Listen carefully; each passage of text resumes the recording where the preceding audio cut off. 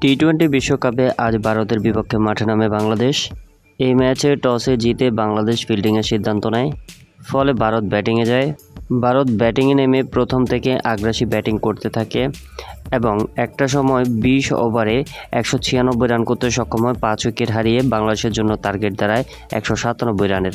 197 রানের লক্ষ্যে ব্যাট করতে নেমে বাংলাদেশ শুরুতে ভালো করলেও এরপর একের পর এক উইকেট পড়তে থাকে। বাংলাদেশের হয়ে সর্বোচ্চ রান করেছেন নাজমুল হোসেন শান্ত, 40 রানের একটি ইনিংস খেলেছেন। তাছাড়া রিশাদ হোসেন খেলেছে 32 রানের একটি ইনিংস। 146 রান করতে সক্ষম হয়েছে 20 ওভারে 8 উইকেট হারিয়ে বাংলাদেশ, ফলে বাংলাদেশকে হারতে হয়েছে 50 রানে। ম্যাচ শেষে কথা বলেছেন নাজমুল হোসেন শান্ত। তিনি বলেন, আমাদের বোলাররা ভালো কিছু করতে পারেনি, যার কারণে এই ম্যাচটি আমাদেরকে হারতে হয়েছে। ব্যাটিংয়ে সর্বোচ্চ চেষ্টা করেছি, বাট আমরা পারিনি। তবে আমাদের বোলিংটা আরেকটু যদি ভালো হতো তাহলে হয়তো ম্যাচটি জয় পেতাম। এমন কথাই বলেছেন নাজমুল হোসেন শান্ত।